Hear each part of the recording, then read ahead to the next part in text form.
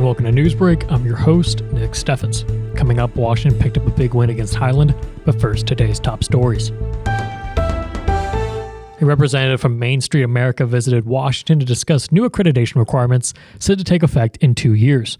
Main Street America Program Officer for Revitalization Services, Jackie Sewart, highlighted the new standards offer more nuance compared to the current checklist. The revised standards focus on factors such as reflecting the community's demographics in the board of directors and their participation in funding and advocacy. The new expectations also include market data gathering activities and emphasize cultural preservation alongside building conservation.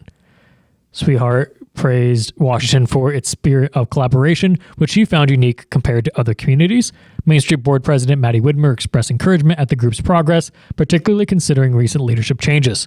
Main Street Washington Director Samantha Meyer acknowledged the achievable yet challenging nature of the new requirements and emphasized the need for attention to the budget as they integrated them. Financial growth and diversification, along with fundraising goals, are a top priority for the organization. In Mount Pleasant, Henry County, the closure of the dump station and shower house at South Shore Park hasn't deterred visitors from enjoying the county parks this summer. The county parks remain busy despite the inconvenience, according to Caleb Waters, the Henry County Conservation Director. Waters presented a request to the Henry County Board of Supervisors to utilize funds from the American Rescue Plan Act for fixing the facilities, although the availability of the funds is uncertain due to the other department's funding needs. Waters noted an increase in campers staying throughout the week thanks to improvements such as new fire rings and addition of murals in the parks. The Conservation Department is currently preparing for the upcoming 4th of July weekend and is in the process of hiring a replacement for the recently departed Henry County naturalist. Numerous summer camps and events are also scheduled, including art camps, nature exploration, and guided walks. Riverside hosted the 38th edition of Trek Fest, attracting sci-fi enthusiasts dressed as Starfleet officers, Bajorans, and futuristic baseball players. Despite concerns about an approaching storm front, the event saw a strong turnout. Travis Regan, the chair of Trek Fest 38, mentioned that the park was full both days, with various activities, food trucks, and vendors drawing people in. Attendees expressed their enjoyment of the event, highlighting the opportunity to connect with others who share their hobby. Riverside, known as the future birthplace of Captain James T. Kirk, became a hub for photos at the Kirk birthplace marker, live entertainment at Hall Park, and a Q&A session with celebrity guests at the Riverside Fire Station. Participants appreciated the camaraderie in the festival atmosphere, which celebrated the values of diversity and inclusivity championed by Star Trek creator Gene Roddenberry. Fireworks usage rules and guidelines have been issued by the Henry County Sheriff's Department and the Mount Pleasant Police Department in Mount Pleasant. Individuals are allowed to use fireworks only on their own property or with permission on other properties. In Henry County, fireworks can be used from June 1st to July 8th between 9 a.m. and 10 p.m. However, on July 1st, 2nd, and 4th, and the 8th, the usage time is extended until 11 p.m. In the city of Mount Pleasant, the permitted usage times are further restricted to June 21st to July 6th from 9 a.m. to 8 p.m. The extended curfew of 11 p.m. is only applicable on July 1st, 2nd, and 4th within the city limits.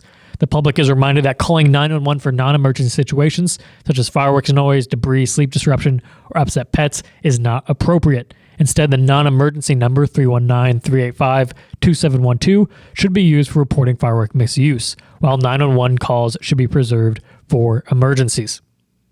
We're going to take a quick break, and when we come back, we'll take a look at the weather and sports.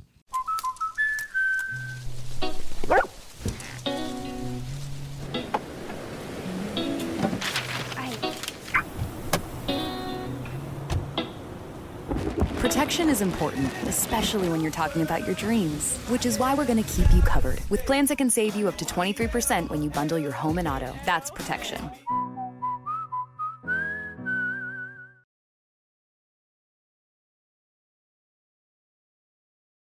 Bring the kids and share the memories from steam engines, antique cars and trucks, tractors, gas engines, and horses. Maybe your memories are of great food from the North Village to the Log Village, or learning how to square dance over at the Dance Barn. This is the place where memories are made. Make plans now to enjoy the history of the past at the 2023 Midwest Old Threshers Reunion, August 31st through September 4th in Mount Pleasant. Visit oldthreshers.com for more details. Unbelievable amount of devastation. I've never seen anything like it. We had a beautiful barn that was gone in 20 minutes. Farm Bureau stepped up right away and said, hey, we got you and we'll be there for you. We were taken care of. Now we could get on to repairing and rebuilding. I tell everybody about Farm Bureau. We're fortunate to say we have good coverage with good people doing it. Contact Farm Bureau agents Tony Starr and Mike Welcher in Mount Pleasant today. Hello and welcome back to Newsbreak. I'm your host, Nick Steffens. Coming up, your 5-day forecast, but first, obituaries.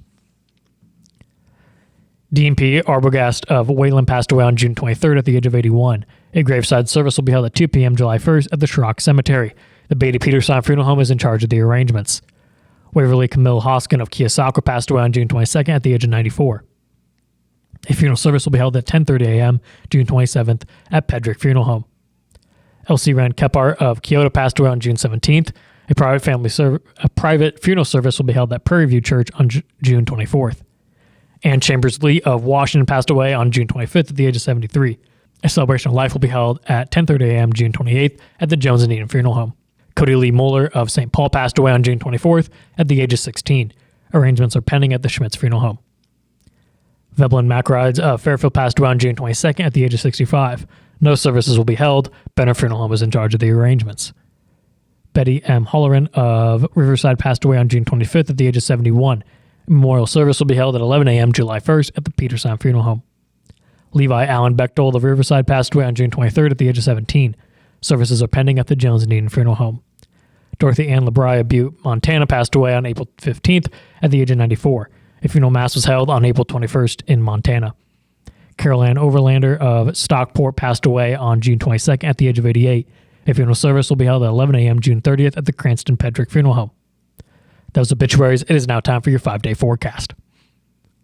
Today, it has begun to warm up again with a high of 86 and mostly sunny skies. Tomorrow, there's a chance of rain in the morning and the high will be 87. Temperatures will creep back into the 90s on Thursday and will be mostly cloudy. There's a chance of scattered thunderstorms on Friday evening and the high will be 87. And the storms will carry over into Sunday and it will be 82. We're going to take another quick break, and when we come back, we'll take a look at sports. At 5 Star Community Credit Union, we want to help you lead a better life. We offer competitive rates and convenient appointment times for all kinds of loans: auto, recreational vehicles, home equity, line of credit, holiday, and personal loans. We make it easy to build your credit and enjoy the good things in life.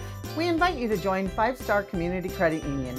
We are community-minded and member-focused.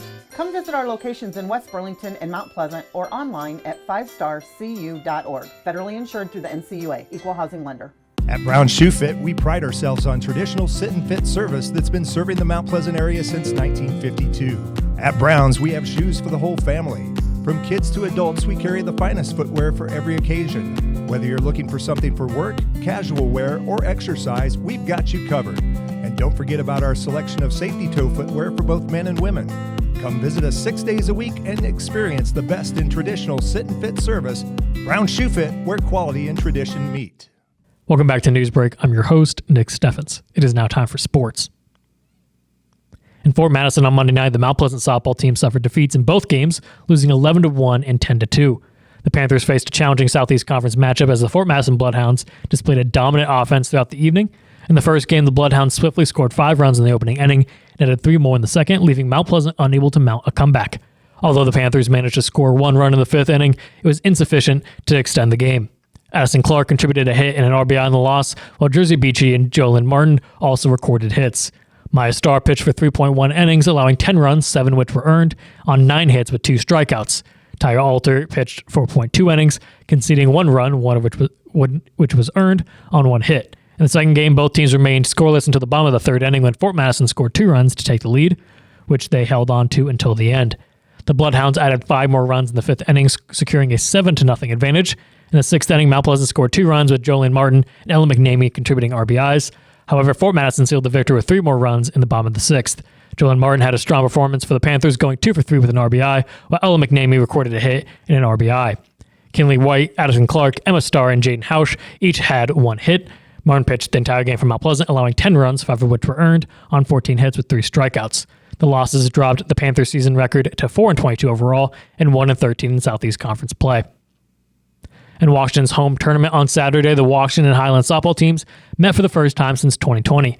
The game was a closely contested battle, with Washington ultimately securing a 4-3 victory over Highland. Washington took an early lead, but Highland responded to tie the game. The Demons scored 2 runs in the 5th inning, but Highland once again countered to equalize it at 3-3. Washington secured the game-winning run in the bottom of the 6th inning, and relief pitcher Hallie Cutterback earned the save as Highland couldn't respond. Bill Salazar started the game for Washington, pitching 5 innings and contributing a double. Ella Griner went 3 for 4 with an RBI, while Lane Salazar and Kendall Hendrickson also had productive performances. For Highland, Lily Barr went 2 for 3 with 2 doubles and 2 RBIs. In their next game against Davenport West, Washington held an early lead but ultimately lost 6-5. Olivia Anderson stood out with 2 hits and 3 RBIs, while Colby Griner started in the circle for Washington. That is the news for Southeast Iowa. I've been your host, Nick Steffens. This has been your news break, and I'll see you next time.